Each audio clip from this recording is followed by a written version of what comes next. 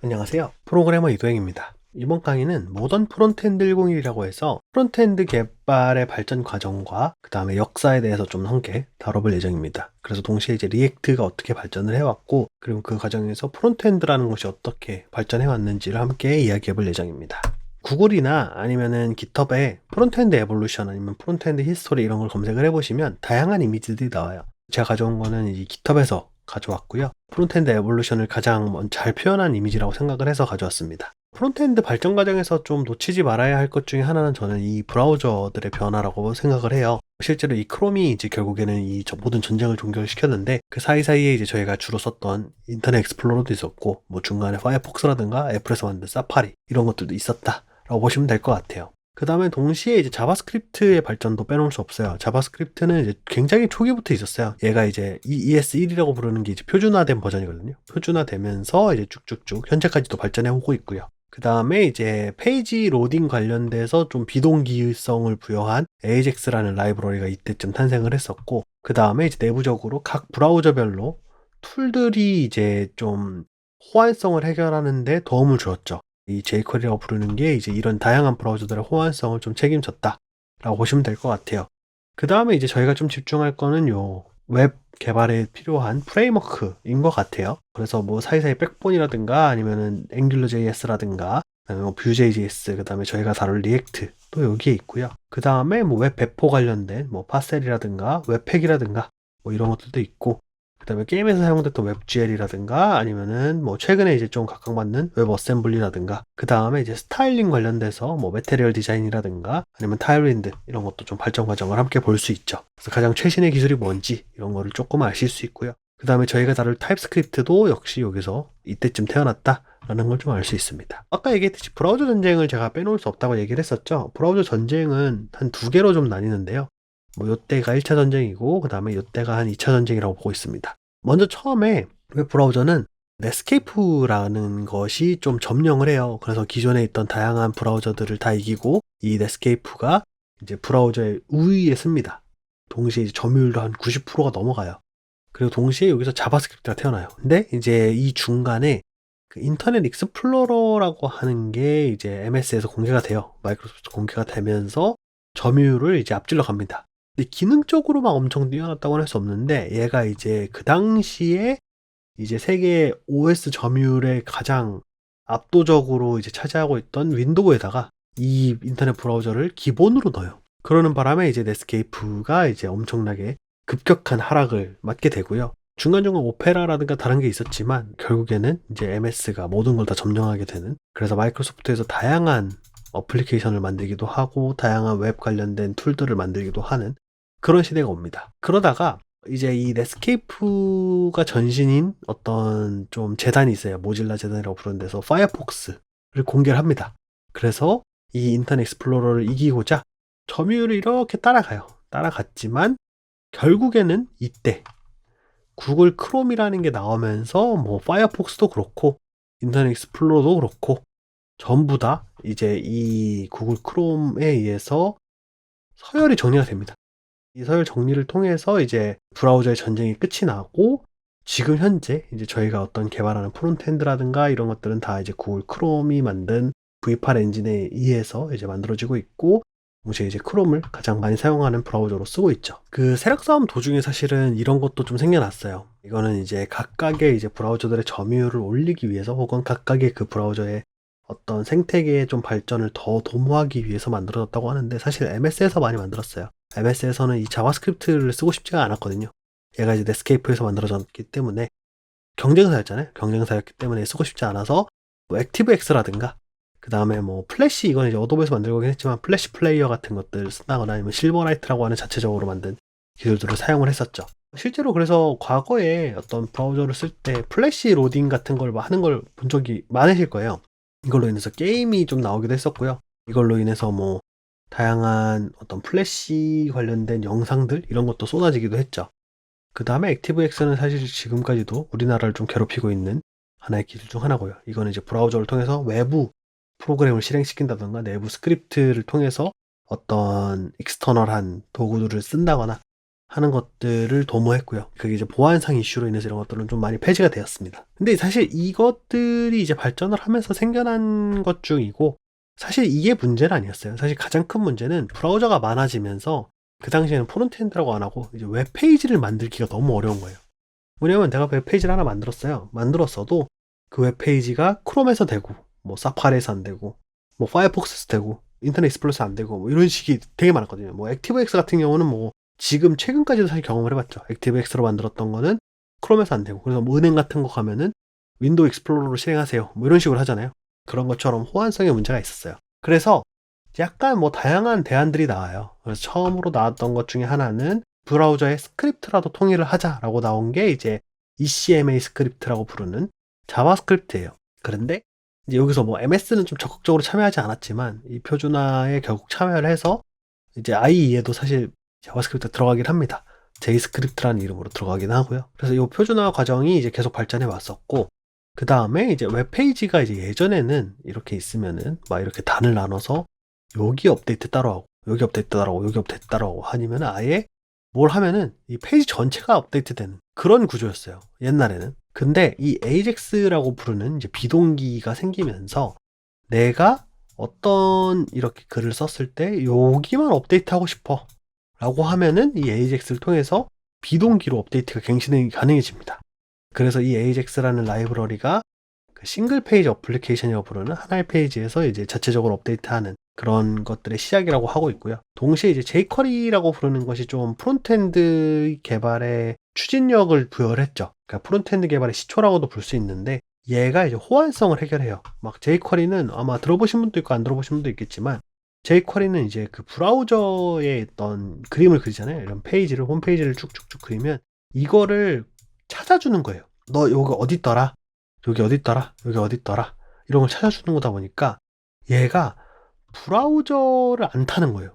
그러니까 원래 브라우저가 막 구조별로 달라서 뭐 어떤 거는 뭐 이런 식으로 만들어야 되고, 어떤 거는 이런 식으로 해서 뭐 여기다가 이렇게 넣고 뭐 이런 식으로 만들었어야 되는데, 얘는 그냥 단순하게 나는 너가 쿼리를 주면은 너가 브라우저가 어떤 거든 나는 이걸 찾아줄 수 있어.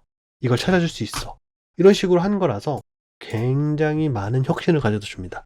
그래서 프론트엔드 개발의 시초가 되고 하나의 어떤 웹 어플리케이션 혹은 웹페이지가 만들어졌으면은 이 jQuery를 통해서 다른 브라우저에도 쉽게 렌더링 할 수 있고 쉽게 업데이트 할 수 있게 된 거예요. 왜냐면 이 쿼리라고 부르는 걸 통해서 어떤 웹 브라우저별의 구조를 따르지 않고 이제 내가 원하는 걸 가져올 수 있었기 때문에요. 그래서 해결이 됐다라고 보고 있고요. 가장 큰 게임 체인저 중에 하나는 이제 V8 엔진이라고 하는 자바스크립트 엔진인 것 같아요. 아마 많은 분들이 알 것 같지만 이게 구글이 크롬이랑 같이 좀 냈어요. 크롬이랑 뭐 비슷한 시기에 낸 엔진인데, 자바스크립트를 자기네들이 새로 써서, 물론 그 ECMA 표준을 통해서 표준을 맞는 그런 자바스크립트 엔진을 만들었었고, 그 엔진을 브라우저에 넣습니다. 그래서 사실 이걸 통해서 이제 브라우저들의 전쟁을 끝을 내요. 왜냐하면 너무나 압도적인 퍼포먼스를 보여줬거든요. 그걸 통해서 이제 다양한 기술들이 나오기 시작을 해요. 처음에는 이제 구글 브라우저가 있으면은 여기에 이제 자바스크립트 엔진이 이런 식으로 붙어 있었어요. V8이 붙어 있었고, 근데 이제 이걸 보니까 이걸 뗄 수 있을 것 같은데 웹 브라우저 굳이 우리가 웹 브라우저에 이게 붙어 있어야 돼? 라고 해서 이걸 완전 떼내서 그 스탠드얼론하게 실행하는 노드.js라는 게 태어나고요. 이 노드.js는 그래서 브라우저 없이 자바스크립트를 실행을 해보자 라고 해서 태어난 거고, 이것 때문에 이제 서버 사이드로의 JS가 이제 각광을 받게 되죠. 그리고 뭐 요걸 떠나서 이제 앞으로 이제 자바스크립트를 통해서 다양한 그럼 앱을 만들어 보자, 뭐 아니면 어플리케이션을 만들어 보자, 이런 운동도 생겼고요. 그거에 가장 큰 영향을 줬던 건 일렉트론인 것 같아요. 그러니까 일렉트론이라는 게 나오기 시작하면서 이제 자바스크립트를 통해서 내가 앱도 만들 수 있네? 뭐 데스크탑도 만들 수 있네? 가 된 거예요. 그러니까 브라우저를 벗어난 거죠. 그냥 하나의 어떤 솔루션, 하나의 언어로 자바스크립트가 길을 걷게 된 그런 어떤 계기라고 볼 수 있죠. 이 V8 엔진이라고 하는 게. 그래서 V8 엔진을 통해서 정말 굉장히 많은 게임이 체인저가 됐고, 가장 컸던 거는 이 퍼포먼스가 개선이 됐으니까 대규모 웹 개발이 시작이 됐어요. 그래서 대규모 웹 개발이 시작이 됐고, 앞에서 나왔던 웹 프레임워크들도 이때부터 많이 태어나기 시작해요. 가장 큰 영향을 준 거는 이제 코딩이 이제 좀 대규모로 이루어지다 보니까 패턴을 만들려고 하는 운동들이 많이 일어났어요. 그래서 MVP라든가 MVC라든가 MVVM이라든가 이런 구조들이 많이 태어났고, 저는 이제 MVX라고 불렀는데, 이런 구조들을 통해서 어떤 데이터와 UI와 로직을 분리하려고 하는 패턴들이 많이 태어나요. 그래서 뭐 MVP는 뷰가 UI고, 이제 모델은 데이터고 로직은 없고, 프레젠터가 이제 얘를 1대1로 연결을 해서 이제 로직을 담당하는 그런 역할을 하는 게 이제 MVP였고요. 그 다음에 MVC는 이제 똑같은데 컨트롤러가 있고, 그 컨트롤러가 이제 다양한 뷰들, 그러니까 하나의 뷰가 아니라 다양한 뷰들을 담당을 해서 모델을 참고해서 그려주는 그런 형식이었고요. 그 다음에 이제 MVVM인데, MVVM은 이 뷰에 있는 것들을 한 번 더 데이터로 바인딩을 해서 이제 로직을 처리하는 그런 형태였고요. 뭐 여기 이제 약간 리액티브화 돼요. 이 뷰 모델을 이제 업데이트하면 어떤 로직을 타세요, 어떤 업데이트, 뭐가 업데이트가 되면은 어떤 데이터를 수정하세요, 뭐 이런 식으로 발전을 하게 되는 거죠.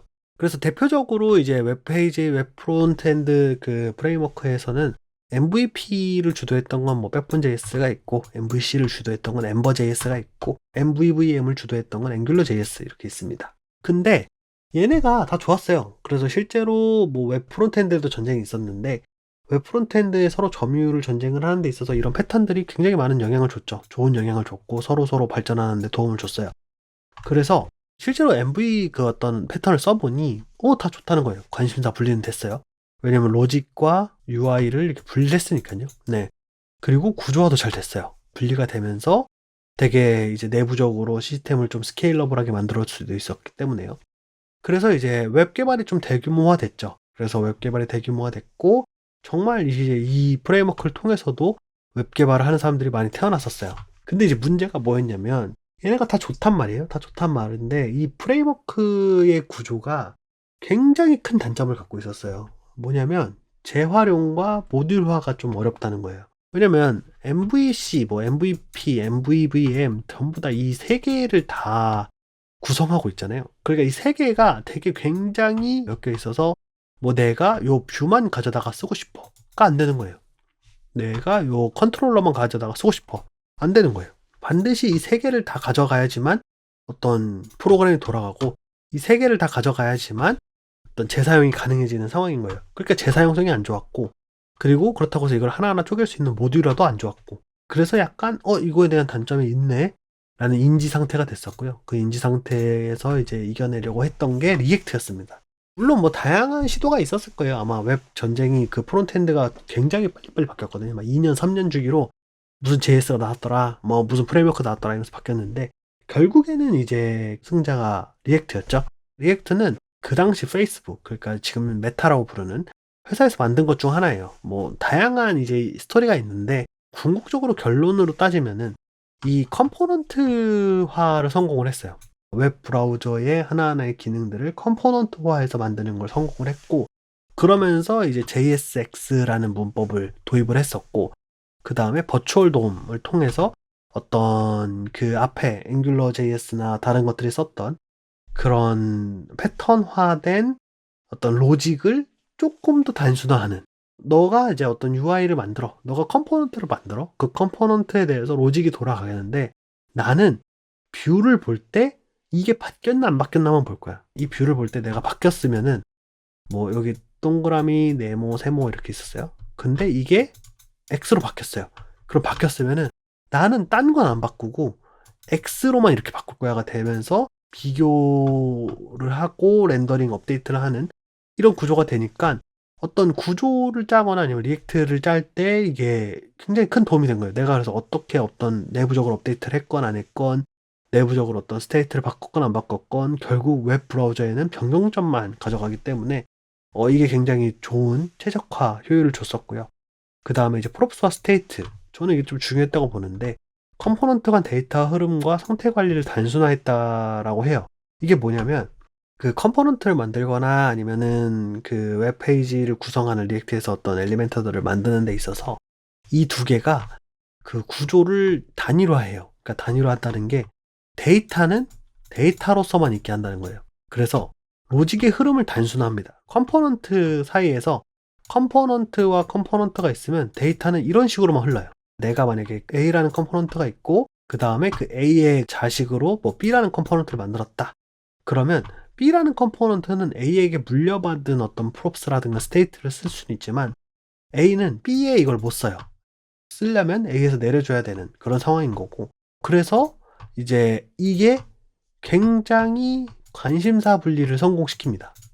그 다음에 단일 책임의 원칙도 성공을 시키고요. 그래서 이게 되게 리액트를 발전시키는데 전 큰 도움이 됐다고 생각을 하고요. 동시에 이제 컴포넌트들을 만들다 보니까 사람들이 이제 공유를 할 수 있는 거예요. 재사용이 가능하니까. 그 재사용과 공유를 굉장히 많이 해요. 그래서 실제로 리액트가 이걸 촉진을 해서 어떤 발전에 굉장히 많은 영향을 줬죠. 그래서 다른 사람도 리액트 쓰기 시작했고 내가 이거 가져다가 쓰면은 난 굉장히 빠르게 만들 수 있네?가 돼버린 거죠. 동시에 프론트엔드 발전에 되게 큰 촉매제로 역할을 해요. 그래서 리액트 네이티브가 태어났고 리액트 네이티브로 이제 앱도 만들어보자. 그 다음에 넥스트.js가 태어나요. 이 넥스트.js는 이제 프레임워크예요. 리액트 프레임워크라고 불러요. 그러니까 리액트를 사용한 프레임워크인데 이게 뭐냐면 리액트는 프론트엔드를 위한 라이브러리란 말이에요. 근데 넥스트.js는 그냥 서버 사이드도 같이 써버리자. 그래서 렌더링 서버 사이드 해버리자. 뭐 이런 식으로 돼서 풀스택 프레임워크예요. 백엔드와 프론트엔드 둘 다 책임지는 그런 애고요. 이게 좀 최근에 제일 유행하는 가장 많이 쓰이는 리액트 프레임워크 중에 하나인 것 같고 Vue.js는 사실 리액트와 좀 경쟁 관계에 있었는데 서로 영향을 줘요. 서로 영향을 줘서 좀 발전하는 데 있어서 되게 좋은 걸 가져다 쓰고 그 다음에 서로 좀 참고도 하고 그런 식으로 했었고 이 Vue.js 자체는 리액트와 앵귤러를 좀 섞은 버전이라고 보시면 돼요. 내부적으로 좀 패턴이 있다라고 보시면 될 것 같고 그 다음에 이제 또 최근에 좀 각각 만든 것 중에 하나는 뭐 스벨트가 있죠. 스벨트는 리액트랑 비슷한데 나는 그냥 컴파일 때 최대한 많은 일을 해서 너가 했었던 좀 불필요한 작업들은 그냥 컴파일 해놓고 그냥 가져다 쓸게가 돼요. 그래서 실제로 얘도 영향을 줍니다. 19는 이제 2024년 하반기에 나오는데요. 컴파일드 컴포넌트라고 하는 게 나와요. 컴파일드 컴포넌트. 이게 이제 요 컴포넌트 스벨트로부터 좀 인스파이어드 받아서 리액트가 만든 게 아닌가 싶습니다. 여기까지가 이제 내부적으로 프론트엔드의 발전 과정, 그 다음에 리액트가 어떻게 태어났고 그리고 그전 세대에는 어떤 것들이 좀 있었는지 봤고요. 그 다음에 동시에 이제 앞으로 리액트가 이제 어떤 식으로 발전하고 있는지를 봤어요. 그래서 리액트는 약간 목표 자체는 리액트 프레임워크화 시키는 것을 목표로 두는 것 같아요. 이게 무슨 뜻이냐면 리액트는 그냥 하나의 라이브러리로 존재하고요. 리액트를 통해서 뭐 넥스트.js라든가 아니면 다른 어떤 프레임워크들이 만들어지고 그 프레임워크가 리액트 위에서 돌아가는 그런 형식의 좀 세상을 꿈꾸는 것 같아요. 그리고 뭐 실제로 이제 내부적으로 봤을 때 지금 이 리액트 이후에 딱히 그 주목할 만한 프론트엔드 개발은 없어요. 최근에 뭐 스벨트가 조금 각광받는다고는 하지만 여전히 점유율이라든가 아니면 사용성 관점에서 리액트가 압도적이고요. 그 다음에 이 리액트가 준 재활용성을 통해서 다양한 오픈소스 진영과 그 다음에 다양한 어떤 마켓 진영에서 만들어진 컴포넌트를 쓴다거나 아니면 이미 개발된 컴포넌트를 쓰기 시작하니까 아마도 얘가 웹을 전체를 점령할 확률이 좀 높다라고 보시면 될 것 같아요. 그래서 이제 저희는 이제 다음 시간에 이제 그러면 리액트가 라이브러리에서 어떤 프레임워크화 되는 세상을 꿈꾸고 있는데 그 과정에서 굳이 프론트엔드 개발자가 아니더라도 모든 개발자는 리액트를 배워봐야 한다라는 걸 주장을 하려고 해요. 그래서 리액트를 통해서 우리가 뭘 영감받을 수 있고 리액트를 통해서 우리가 어떤 걸 배울 수 있고 그 다음에 우리가 성장하는 데 있어서 어떤 영감을 더 발휘할 수 있는지 이런 것들에 대해서 좀 다뤄보려고 해요. 그래서 조금 제가 지향하는 강의는 리액트를 좀 교양으로서 아니면 리액트를 어떤 내 성장의 발판으로서 배운다고 생각해 주시면 좋을 것 같아요. 오늘 강의는 여기까지 하고요. 네, 다음에 뵙겠습니다.